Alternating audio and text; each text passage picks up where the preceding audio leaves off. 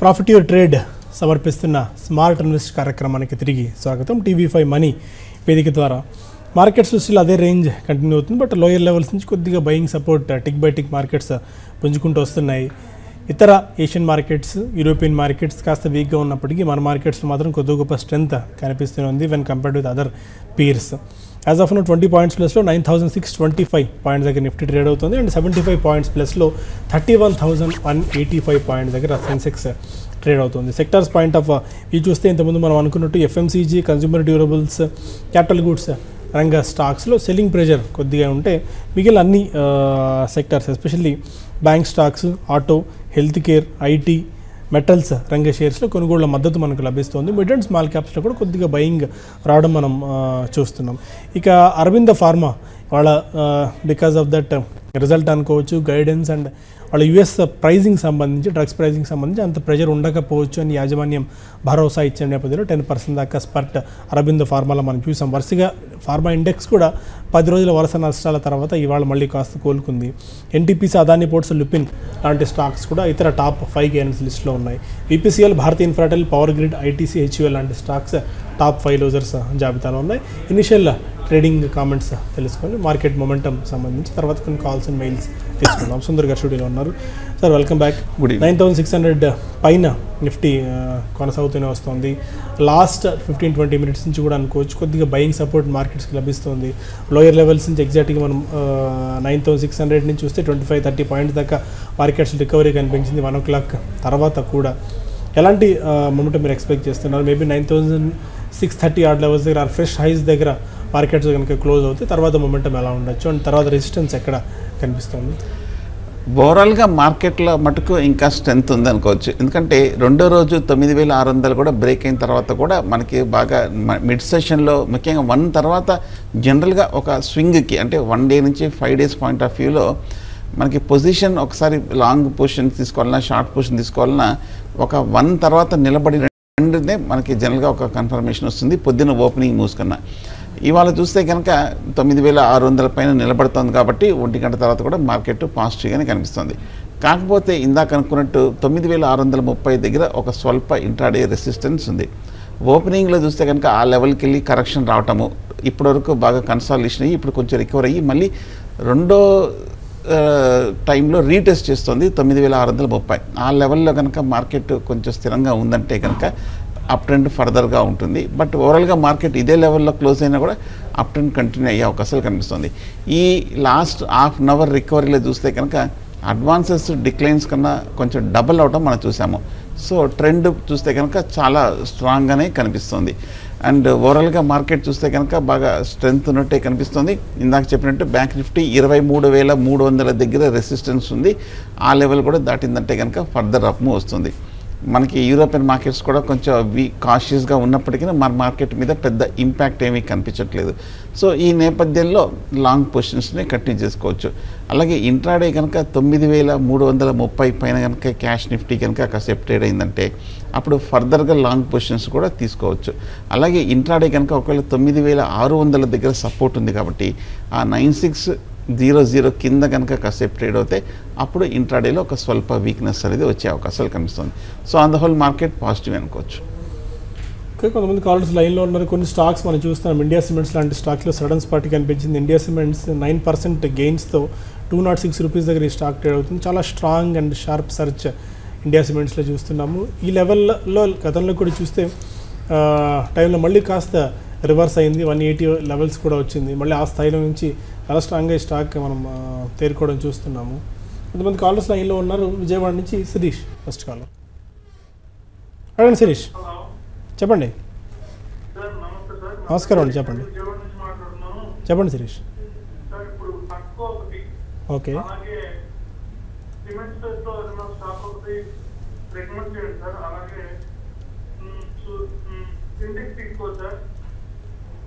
Sintex okay, will take 2 stocks అండి. ఒకటి మీరు సుజలా హడ్కో అడిగారు, హడ్కో అండ్ సిమెంట్ స్టాక్ ఏదైనా సజెస్ట్ చేయమని. హడ్కో రీసెంట్ లిస్టింగ్ కాబట్టి పెద్దగా మనకి మీరు అనుకున్న డేటా కూడా ఉండడం కష్టమేమో, బట్ ఒకే రేంజ్ బౌండ్లో ట్రేడ్ అవుతుంది. బట్ హయ్యర్ లెవెల్స్ నుంచి లిస్ట్ అయిన తర్వాత స్టెల్లార్ ప్రీమియంతో 25% ప్లస్ ప్రీమియంతో కొద్దిగా వీక్ అయింది స్టాక్. ఎలాంటి ఇది మీరు ఇస్తారు? లిస్ట్ అయినప్పటి నుంచి పెద్ద మేజర్ ఫైర్ వర్క్స్ ఏం చూడలేదు, పెద్ద మేజర్ వాలటిలిటీ కానీ యాక్టివిటీ కానీ మనకు కనిపించలేదు. ఇదే లెవెల్లో మనకి హడ్కో 65-70 రూపాయల మధ్యనే కొంచెం ఊగిసలాడటం మనం ఈ మధ్యకాలంలో చూసాం. బట్ ఓవరాల్గా చూస్తే కనుక కొందరు అనలిస్టుల ప్రకారము, ఫండమెంటల్ అనలిస్టుల ప్రకారము హడ్కో పెద్ద రిస్క్ పాయింట్ ఆఫ్ వ్యూలో ఉండదు, కొంచెం సేఫ్ అండ్ స్టడీ బెట్గా ఉండే అవకాశాలు ఉన్నాయని చెప్పడం చూస్తున్నాం. సో నా ఉద్దేశం తీసుకోవచ్చు. కొంచెం ఇమ్మీడియట్గా పెద్ద స్ట్రాంగ్ ర్యాలీ కాకుండా కొంచెం ఎక్స్ట్రీమ్ లాంగ్ టర్మ్ కోసం అయితే మటుకు పాయింట్ ఆఫ్ వ్యూలో 1 or 2 years పాయింట్ ఆఫ్ వ్యూలో తీసుకోవచ్చు హడ్కో. అలాగే సిమెంట్ స్పేస్లో చూస్తే కనుక అన్ని స్టాక్స్ బాగా పెరగటం మనం చూసాము. దీనికి ప్రధానంగా కారణమైన చూస్తే కనుక బాగా ఫండమెంటల్గా చాలా స్ట్రాంగ్ అప్ మూవ్ అనేది రావడం మనం చూస్తున్నాము. ఈ లాస్ట్ 1 yearగా చూస్తే కనుక సిమెంట్ ప్రైసెస్ పెరగటము, దానితో డిమాండ్ పెరగటము, ఇన్ఫ్రాస్ట్రక్చర్, రియల్ ఎస్టేట్ యాక్టివిటీ కూడా బాగా పెరగటంతో సిమెంట్ స్పేస్లో స్టాక్స్ అన్నీ కూడా బాగా పెరిగాయి. జేకే లక్ష్మీ సిమెంట్ కానీ, ఇండియా సిమెంట్ కానీ, అంబుజా సిమెంట్ కానీ, హెడిల్బర్గ్ సిమెంట్, ఇవన్నీ కూడా ఒక మేజర్ అప్ములో వెళ్ళటం మనం చూస్తున్నాము. ఇవన్నీ కూడా బాగా ఎక్స్ట్రీమ్లీ ఆల్మోస్ట్ ఓవర్ బాట్ పొజిషన్కి వచ్చేసాయి. టెక్నికల్గా ఫండమెంటల్ కూడా వాల్యూ ఫుల్గా మీట్ అయిపోయినట్టు కనిపిస్తుంది. నా ఉద్దేశం ఈ లెవెల్లో కాకుండా కొంచెం కరెక్షన్లో తీసుకోవచ్చు సిమెంట్స్. ఓకే, కొన్ని మెయిల్స్ తీసుకుందాం. సుకృత ఆకుల అడుగుతున్నారు, మిర్జా ఇంటర్నేషనల్, బాటా ఇండియా ఇప్పుడు తీసుకోవచ్చు అని చెప్పి. What you pointed out is exactly right అండి. మేబీ లెదర్ ఇండస్ట్రీకి సబ్సిడీ ఇవ్వచ్చు అన్న వార్తలు ఒకటి, స్లాటర్ సంబంధించి గోవధ నిషేధం సంబంధించి ఉత్తరప్రదేశ్ తీసుకున్న కీలకమైన నిర్ణయం ఈ లెదర్ ఇండస్ట్రీ మీద కూడా పడుతుందని చెప్పి స్ట్రీట్ ఎక్స్పెక్ట్ చేస్తుంది.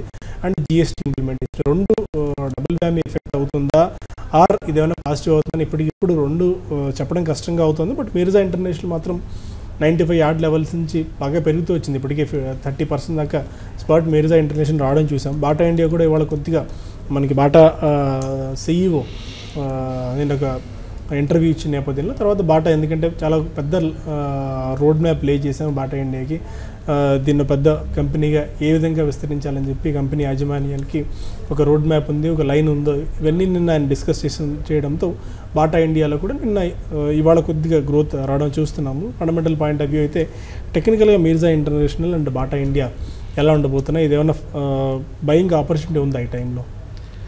మిర్జా ఇంటర్నేషనల్ ఫండమెంటల్గా స్ట్రాంగ్ కంపెనీయే. ఈ మధ్యకాలంలో చూస్తే కనుక గత 4-5 నెలలుగా మనకి 80 రూపాయల దగ్గర నుంచి 150 రూపాయల వరకు వెళ్ళటం మనం చూసాము.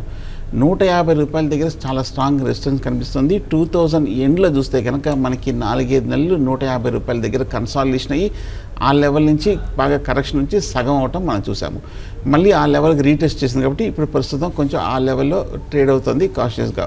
ఒకవేళ కనుక రానున్న రోజుల్లో ఏదైనా కొంచెం ఈ లెదర్కి సంబంధించిన న్యూస్, కొత్త పాలసీస్ కనుక ఏదైనా పాజిటివ్గా వచ్చిందంటే కనుక అప్పుడు 150 రెసిస్టెన్స్ లెవెల్స్ కూడా బ్రేక్అవుట్ అయ్యి న్యూ పీక్కి వెళ్ళే అవకాశాలు కనిపిస్తుంది. ఆన్ ద హోల్ ఫండమెంటల్గా స్ట్రాంగ్గానే ఉన్న కంపెనీ, ఈ మధ్యకాలంలో బాగా పెరిగిన కంపెనీ, 150 రూపాయల దగ్గర స్థిరంగానే ఉన్న కంపెనీ. ఇప్పుడు కాషియస్గా నా ఉద్దేశం అయితే బై చేయొచ్చు Mirza International. Okay, and one more mail Venkateswara Rao అడుగుతున్నారు, అడ్వాన్స్ రేంజ్ రిజల్ట్ బ్యాడ్గా ఉంది, ప్రాఫిట్స్లో ఉన్నారట, హోల్డ్ ఆర్ ఎగ్జిట్ అని. ఇంతకుముందు కూడా మనం చెప్పుకున్నామండి, హోల్డ్ చేసుకోవచ్చు, ఎందుకంటే ఒక క్వార్టర్ని బేస్ చేసుకుని దీని ఫేట్ మనం డిసైడ్ చేయలేము. ఎందుకంటే బయోటెక్నాలజీలో ఉన్న కంపెనీ, ఎంజైమ్స్లో ఉన్న కంపెనీ, చాలా ఫండమెంటల్గా మంచి స్ట్రెంత్ ఉన్న కంపెనీ, చాలా నిష్ సెగ్మెంట్లో ఉన్న కంపెనీ కూడా ఇది. రీసెంట్గా ఈ మధ్య 1:5 స్టాక్ స్ప్లిట్ కూడా జరిగింది. దాంతో కొద్దిగా ఆ టైంలో స్పాట్ కనిపించినప్పటికీ ప్రాఫిట్ బుకింగ్ అడ్వాన్స్ రేంజ్లో చూస్తున్నాము. సో లాంగ్ టర్మ్ మీరు హోల్డ్ చేసుకోవచ్చు, no doubt, no worry about it.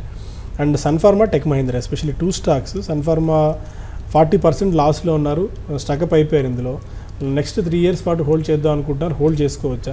ఎందుకంటే ఇప్పటికిప్పుడు లాస్ బుక్ చేసుకుని బయటికి రావడం కష్టం. రెండు చాలా వీక్ వికెట్స్ మీద ఉన్న స్టాక్స్ అన్ని, సన్ఫార్మా అండ్ టెక్ మహీంద్రా. ఈ నెల చూస్తే కనుక సన్ఫార్మా బాగా పడటం మనం చూసాము. ఇంచుమించు 700 రూపాయల నుంచి 500 వరకు పట్టడం మనం చూసాము.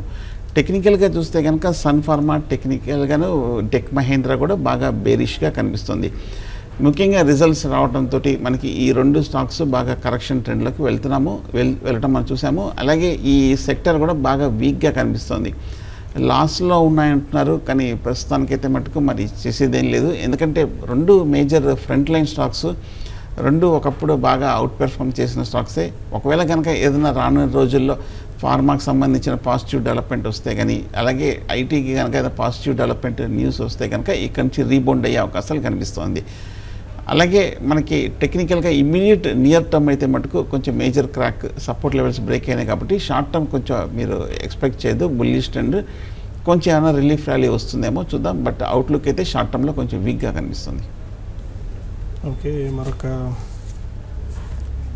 మెయిల్ తీసుకుందాం. శ్రీనివాస్ రెడ్డి అడుగుతున్నారు, ఎన్సిఎల్ ఇండస్ట్రీస్ 50 స్టాక్స్ తీసుకున్నారు, హోల్డ్ ఆర్ సెల్. ఏప్రిల్ తీసుకున్నారు, మీరు మెన్షన్ చేయలేదండి. ఎగ్జాక్ట్గా తీసుకుంటే మేబీ కరెక్ట్ ప్రైజింగ్ మీకు సజెస్ట్ చేసేవాళ్ళం. బట్ ఎనీహౌ ఓవర్ వ్యూ ఇచ్చే ప్రయత్నం చేద్దాం. ఎన్సిఎల్ ఇండస్ట్రీస్ బాగా పెర్ఫామ్ చేసింది. ఈ మొన్న ర్యాలీలో చూస్తే కనుక జనవరి నుంచి 110 రూపాయల దగ్గర నుంచి 120 రూపాయల వరకు, 220 రూపాయల వరకు బాగా పెరగటం అనేది మనం చూసాము. సిమెంట్ స్టాక్స్ అన్నీ కూడా ఆఫ్కోర్స్ బాగా పెరుగుతూ రావడంతో ఎన్సిఎల్ ఇండస్ట్రీస్ కూడా బాగా ఈ ర్యాలీలో బాగా పార్టిసిపేట్ అవ్వడం కూడా మనం చూసాము. మొన్న రిజల్ట్స్ చూస్తే కనుక Q4లో కొంచెం అండర్ పెర్ఫామ్ చేయటం అనేది చూసాము. అందువల్ల ఈ లాస్ట్ 1 మంత్గా హై లెవెల్ నుంచి ఒక 20%, ఒక 15% వరకు రియాక్షన్ రావడం మనం చూసాము. హోల్డ్ చేయండి, ఎందుకంటే సెక్టర్ బాగా కనిపిస్తుంది, ఫండమెంటల్గా స్ట్రాంగ్ అనేది, వాల్యుయేషన్స్ కూడా అట్రాక్టివ్గానే కనిపిస్తుంది. టెక్నికల్గా సపోర్ట్ లెవెల్స్ కూడా 180 దగ్గరికి ఉంది కాబట్టి 180 నుంచి రికవరీ వచ్చే అవకాశాలు కనిపిస్తుంది. 2015లో చూస్తే కనుక 180 దగ్గర బాగా కన్సాలిడేషన్ అయిన స్టాక్ కాబట్టి 2015 నవంబర్ డిసెంబర్లో ఈ 180 దగ్గర నుంచి రికవరీ వచ్చే అవకాశాలు కనిపిస్తుంది. ఓకే, అండ్ రాజు కోరుకొప్పల ఏం చేశారు, Ashok Leyland and ICICI bank, Griha finance short term కోసం ఈ స్టాక్స్ పిక్ చేసుకోవచ్చు. ICICI bank almost 2 years high దగ్గర ప్రస్తుతం ట్రేడ్ అవుతుంది. అశోక్ లేలాండ్లో కూడా కొద్దిగా ఈ మధ్యకాలంలో మళ్ళీ బయింగ్ రావడం చూస్తున్నాము. గృహ్ ఫైనాన్స్ కూడా ఈ హౌసింగ్ ఫైనాన్షియల్ స్పేస్లో చాలా స్ట్రాంగ్ వికెట్ మీద ఉంది. 3 స్టాక్ షార్ట్ టర్మ్ కోసం సజెస్ట్ చేస్తారా? షార్ట్ టర్మ్లో 3 స్టాక్స్ బాగానే ఉన్నాయి. అశోక్ లేలాండ్ చూస్తే కనుక 80-85 రూపాయల దగ్గర గత 2-3 నెలలుగా కన్సాలిడేషన్ అయ్యి ఈ నెలలో చూస్తే కనుక కొంచెం టెక్నికల్గా రివర్స్ అయినట్టు కనిపిస్తుంది. సో బట్ కానీ అశోక్ లేలాండ్ గత 6 నెలలుగా చూస్తే కనుక చాలా పెద్ద మూమెంట్ లేదు, వాలటిలిటీ కనిపించలేదు, బాగా స్లోగా కన్సాలిడేషన్ అవుతూ ఉన్న స్టాక్. సో ఇమ్మీడియట్గా పెద్ద షార్ట్ టర్మ్లో పెద్ద రిటర్న్స్ కాకపోయినా కూడా బట్ సేఫ్ అండ్ స్టడీగా వెళ్ళే అవకాశాలు కనిపిస్తుంది. ఏమాత్రం మార్కెట్ అనుకూలిస్తే కనుక 100 రూపాయలు 110 వరకు వెళ్ళే అవకాశాలు కనిపిస్తుంది. ఐసిఐసిఐ బ్యాంక్ కూడా మొన్న రిజల్ట్స్ వచ్చేంత వరకు చూస్తే కనుక 280-270 దగ్గర గత 6 నెలలుగా కన్సాలిడేషన్ అయ్యి మొన్న ఈ నెల రోజుల్లోనే టెక్నికల్గా ఆ 300 రూపాయలు కూడా బ్రేక్అవుట్ అవడం మనం చూసాం.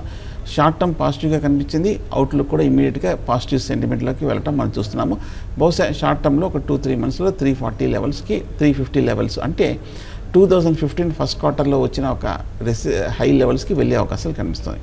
కానీ గృహ ఫైనాన్స్ చూస్తే కనుక బాగా అవుట్ పెర్ఫామ్ చేసిన కంపెనీ. మొన్న ర్యాలీలో చూస్తే కనుక 300 రూపాయల నుంచి 430 రూపాయల వరకు వెళ్ళి హై లెవెల్లో 430 దగ్గర కొంచెం ఒక కన్సాలిడేషన్కి ప్రిపేర్ అవుతున్నట్టుగా కనిపిస్తుంది.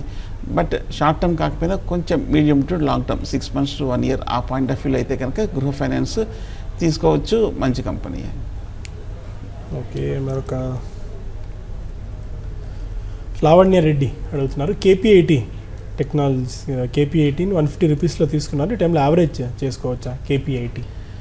KPIT బాగా వీక్గా ఉన్న స్టాక్ ఈ మధ్యకాలంలో చూస్తే కనుక ఈ షార్ట్ టర్మ్లో గత 4-5 నెలలుగా కంటిన్యూస్గా పడుతూ వచ్చింది.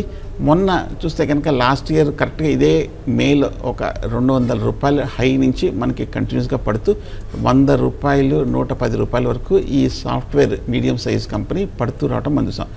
యావరేజింగ్ చేయొద్దు. యావరేజింగ్ని ఎప్పుడు చేస్తామంటే బాగా ఒక స్టాక్ మనం తీసుకున్నాక అది కనుక క్లిక్ అయిందంటే, అది కనుక బాగా సక్సెస్ అయిందంటే ఇమ్మీడియట్ నెక్స్ట్ మూవ్లో యావరేజింగ్ తీసుకుంటే మంచి ప్రాఫిట్స్ అనేది వస్తుంది. KPIT చూస్తే కనుక మొన్న Q4 రిజల్ట్స్ కూడా అంత ఆశాజనకంగా రాలేదు. ఓవరాల్గా సెక్టర్ కూడా చూస్తే కనుక కొంచెం నెగిటివ్గా ఉన్న సెక్టర్. ప్రస్తుతానికి అవాయిడ్ చేయండి. కాకపోతే టెక్నికల్గా 95-100 రూపాయల దగ్గర చాలా స్ట్రాంగ్ సపోర్ట్ కనిపిస్తుంది. 2015లో కరెక్ట్గా ఇదే మే జూన్లో చూస్తే కనుక 100 రూపాయల దగ్గర బాగా బేస్ ఏర్పడి అక్కడి నుంచి ర్యాలీ వచ్చింది. కాబట్టి మళ్ళీ ఆ రేట్ వచ్చింది కాబట్టి ఆ రేట్లో మిస్ అయిన వాళ్ళందరూ ఇప్పుడు కొనడానికి ప్రయత్నిస్తారు 100 రూపాయల దగ్గర. సో కాబట్టి కేపీఐటీ 100 రూపాయల దగ్గర ఆగే అవకాశాలు కనిపిస్తుంది. కాకపోతే కొంచెం పాజిటివ్ డెవలప్మెంట్ అయితే వస్తే కనుక కేపీఐటీ పెరుగుతుంది అప్పటి నుంచి. సో ప్రస్తుతానికి కొంచెం యావరేజింగ్ అవాయిడ్ చేయడం మంచిది. కేపీఐటీ పెద్దగా ఫండమెంటల్ కూడా అంత స్ట్రెంత్ చూపిస్తున్న కంపెనీ లాస్ట్ 1 మంత్లో 12% దాకా నష్టపోయింది. ఇయర్ టు డేట్ ప్రకారం చూసినా కూడా 15% నష్టపోయింది. ఈ 1 ఇయర్లో 36% నెగిటివ్ రిటర్న్ ఇచ్చింది. లాస్ట్ 3 ఇయర్స్లో 29% నెగిటివ్ రిటర్న్, లాస్ట్ 5 ఇయర్స్లో 4% నెగిటివ్ రిటర్న్ ఇచ్చింది. ఒకవేళ 10 ఏళ్ల క్రితం ఎవరైనా హోల్డ్ చేస్తుంటే 63% గెయిన్స్ ఏమి వచ్చాయి కానీ బట్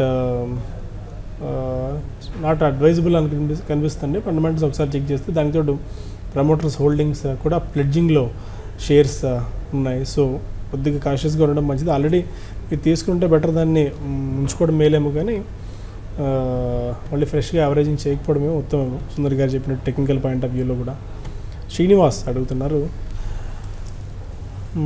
లాంగ్ టర్మ్ కోసం మినిమం 1 ఇయర్ ఏదైనా స్టాక్ సజెస్ట్ చేస్తారని చెప్పి. లాంగ్ టర్మ్ కోసం మన అనలిస్టులు అందరూ ఎప్పటికప్పటికీ చెప్తూనే ఉన్నాము. ప్రతి ఇంపార్టెంట్ అకేషన్లో, పండగ సమయంలో, దీపావళి, ఉగాది, కొత్త ఇయర్లంతా మనం ఎప్పటికప్పుడు రికమెండేషన్ ఇస్తున్నాము. అలాగే మామూలుగా మనం ఒకసారి చూస్తే కనుక హౌసింగ్ ఫైనాన్స్ కంపెనీస్ బాగా స్ట్రాంగ్గా ఉంటాయి అని ఒక చెప్తున్నాం కాబట్టి సో వాటిల్లోనే మీరు లాంగ్ టర్మ్ కోసం తీసుకోవచ్చు. జనరలైజ్గా అడిగితే చెప్పడం కూడా కష్టం అవుతుంది. మీరు ఏదైనా స్టాక్ ట్రాక్ చేసి ఒక 3-4 స్టాక్స్, ఆ స్టాక్స్ నుంచి ఏదైనా బెస్ట్ స్టాక్ పిక్ చేయమంటే పిక్ చేసి చెప్పచ్చు. కానీ అలా జనరలైజ్గా బీటింగ్ ద బుష్ లాగా ఒక స్టాక్ రికమెండ్ చేయండి అని అడిగితే మాత్రం చెప్పడం బాగా కష్టం అవుతుంది. ఎందుకంటే ఇన్ని థౌజండ్స్ ఉన్న స్టాక్స్ గ్యామెట్లో నుంచి. మధుకర్ హైదరాబాద్ నుంచి అడుగుతున్నారు, హెచ్పిసిఎల్ ఆర్ బీపీసీఎల్ ఈ 2 కంపెనీస్లో నుంచి ఏదైనా ఒక కంపెనీ సెలెక్ట్ చేసుకోవచ్చా? 100 స్టాక్స్ తీసుకుందాం అనుకుంటున్నారట. ఏ కంపెనీ బెస్ట్ రిటర్న్ ఇవ్వచ్చు, హెచ్పిసిఎల్ ఆర్ బీపీసీఎల్? 2 స్టాక్స్ ఈ ఏడాది బట్టి చూస్తే కనుక 100 రూపాయల నుంచి హెచ్పిసిఎల్ మనకి 600 రూపాయల వరకు వెళ్ళటం మనం చూస్తున్నాము. అలాగే బీపీసీఎల్ కూడా 100-150 రూపాయల నుంచి 800 రూపాయల వరకు బాగా అవుట్ పెర్ఫార్మ్ చేయటం అనేది మనం చూసాము. కానీ బీపీసీఎల్ ఇప్పుడు చూస్తే కనుక ఒక కరెక్షన్ ట్రెండ్లో కనిపిస్తుంది. 2 స్టాక్స్ చూస్తే కనుక బాగా మీడియం టర్మ్లో ఓవర్ బాట్ పొజిషన్కి వచ్చేసి ఒక కరెక్షన్ మోడ్లోకి వెళ్తుంది. అలాగే బీపీసీఎల్ కూడా చూస్తే కనుక రిజల్ట్స్ కొంచెం డిసప్పాయింటింగ్గా రావడంతో మనకి ఒక కరెక్షన్ ట్రెండ్లోకి వెళ్తుంది. సో ప్రస్తుతానికైతే మటుకు నా ఉద్దేశం 2 స్టాక్స్ హయ్యర్ లెవెల్లో అవాయిడ్ చేయడం మంచిది అనిపిస్తుంది. కొంచెం వెయిట్ చేసి వేరే షార్ట్ టర్మ్, లాంగ్ టర్మ్ కోసం అయితే కొంచెం హౌసింగ్ ఫైనాన్స్ కంపెనీ తీసుకోవచ్చు. 2 మంచివే, కాకపోతే ఎక్స్ట్రీమ్లీ ఓవర్ బాట్కి వచ్చేసాయి, ఫుల్లీ వాల్యూడ్ అయింది కాబట్టి కొంచెం డిప్లో తీసుకోండి. హైదరాబాద్ నుంచి శ్రీనివాస్ మరో కాలర్. నమస్కారం అండి శ్రీనివాస్, చెప్పండి.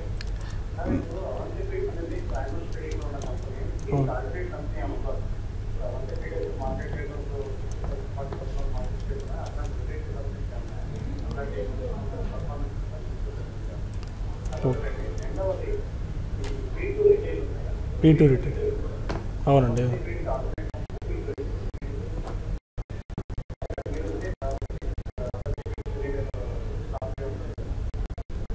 లాస్ట్ క్వశ్చన్ అర్థం కాలేదండి. అవంతి ఫీడ్స్ రిటైల్ స్టాక్ అర్థమైందండి.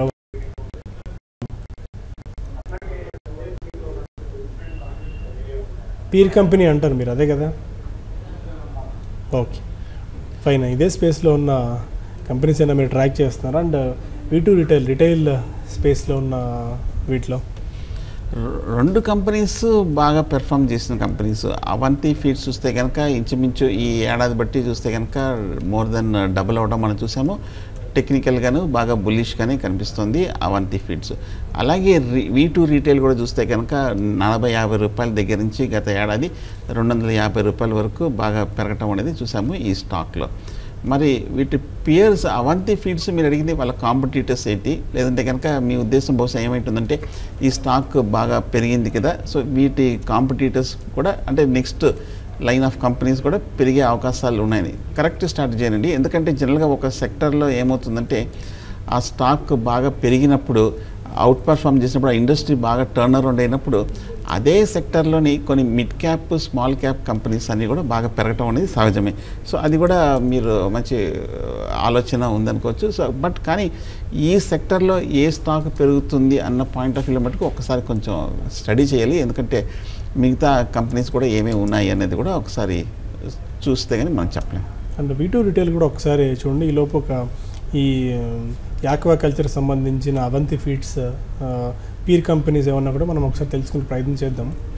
అంటే అవంతి ఫీడ్స్ ఈ వాళ్ళు ఇచ్చిన పేర్స్ చూస్తే కనుక కొన్ని వాటర్ బేస్ ఒకటే కనిపిస్తుంది మనకి. వాటర్ బేస్ ఇంకా 2 చిన్న కంపెనీస్ ఉన్నాయి కానీ అవి ఇంకా అంత యాక్టివ్గా లేవు ఈ అవంతి ఫీడ్స్ లాగా. అలాగే మనకి ఆ స్టాక్స్ కూడా చాలామంది ఇప్పటివరకు మనం డిస్కషన్కి నాకు తెలిసినంత వరకు రాలేదు కాబట్టి మనం ఎక్కువసేపు కొంచెం టైం తీసుకొని మనం చూడాలి. ఓకే. అండ్ V2 రిటైల్ ఒకటి, V2 రిటైల్ V-Mart ఈ మధ్యకాలంలో చాలా స్ట్రాంగ్ గెయిన్స్ మనం చూస్తున్నాం. ఈ రిటైల్ స్పేస్లో ఉన్న కంపెనీస్లో కూడా ఇదే పీర్ కంపారిజన్లో భాగంగా ఇదే V2 రిటైల్ స్టిల్ ఇంకా అట్రాక్టివ్గా కనిపిస్తుందా?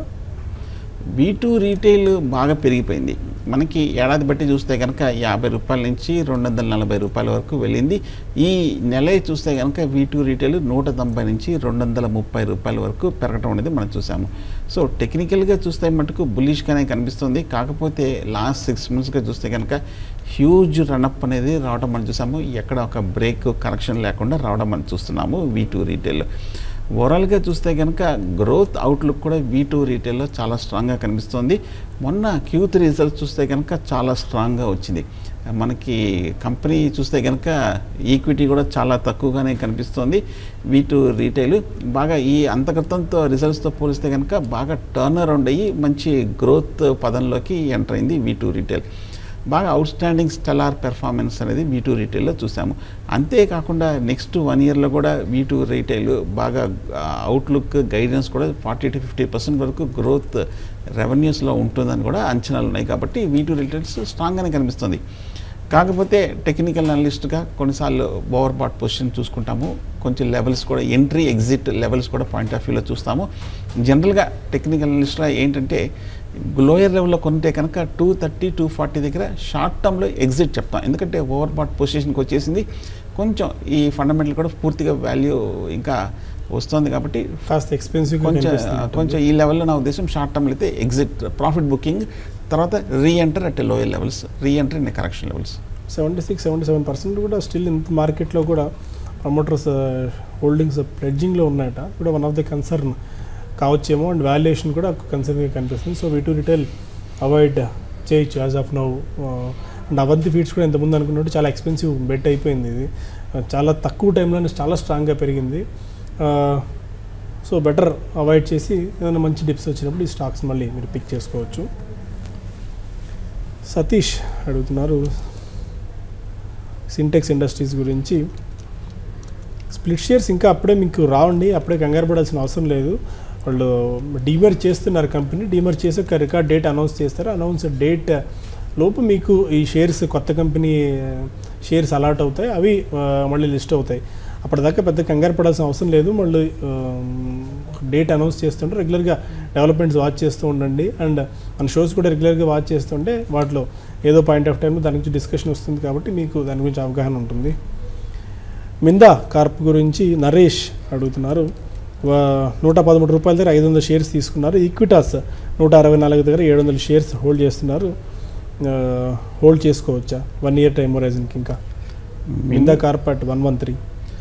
మిందా కార్ప్ చూస్తే కనుక ఈ స్టాక్ గత కొన్ని నెలలుగా అండర్ పెర్ఫామ్ చేస్తుంది. ఇదే రేటు 90-120 రూపాయల మధ్యన ఈ ఆటో యాన్సిలరీ కంపెనీ ఒక సైడ్ వేస్ రేంజ్లో ఉండడం అనేది మనం చూస్తున్నాము. మిందా కార్ప్ ఓవరాల్గా మనకి టెక్నికల్గా పాజిటివ్గానే కనిపిస్తుంది. ఫండమెంటల్ కూడా పర్వాలేదు, రీజనబుల్గానే కనిపిస్తుంది. కాకపోతే మొన్న Q4 రిజల్ట్స్ మటుకు అండర్ పెర్ఫామ్ చేయడంతో మనకి ఈ స్టాక్ హై లెవెల్ నుంచి 120 రూపాయల నుంచి 90-95 రూపాయల వరకు పడటం మనం చూసాము. ఓవరాల్గా లాస్ట్ 2-3 ఇయర్స్గా లాంగ్ టర్మ్లో కూడా స్టాక్ బాగా రిటర్న్స్ ఇచ్చిన స్టాక్ ఇంచుమించు 30-20 రూపాయల నుంచి 120-130 రూపాయల వరకు పెరిగిన స్టాక్. కానీ హై లెవెల్లో మటుకు కొంచెం గ్రోత్ అయిందేమో, మరి అందువల్ల కొంచెం ఆగినట్టుగా కనిపిస్తుంది. కాకపోతే దిగువన 80-85 దగ్గర చాలా స్ట్రాంగ్ సపోర్ట్ కనిపిస్తుంది. లాంగ్ టర్మ్ చార్ట్స్లో ఈ లెవెల్లో కొంచెం ఆగే అవకాశాలు కనిపిస్తుంది. సో ఒక చిన్న డిప్లో 90 లెవెల్స్కి నా ఉద్దేశం మిండా కార్ప్ని బై చేయొచ్చు. ఫైన్. స్టిల్ ఇది టైంలో మార్కెట్స్ అదే రేంజ్ పౌండ్ ట్రేడింగ్ మనకు కనిపిస్తుంది. 9,600 ఆర్డ్ లెవెల్స్ ఇక్కడే సస్టైన్ అవుతున్నాయి మార్కెట్స్. ఇవి కొత్త రికార్డ్ హై పైన ఇవాళ మార్కెట్స్ క్లోజ్ అవుతాయా, ఆర్ ఇదే రేంజ్ కంటిన్యూ అవుతున్నది మనం చూడాలి. ప్రస్తుతానికి ఇక్కడ ఒక చిన్న బ్రేక్ తీసుకుందాం, పాస్ తీసుకుందాం. మనం ఎప్పటికప్పుడు మార్కెట్ రిలేటెడ్ అప్డేట్స్ కోసం చూస్తున్న TV5 మనీ అండ్ మళ్ళీ మనం క్లోజింగ్ రిపోర్ట్ కలుద్దాం. Stay with us.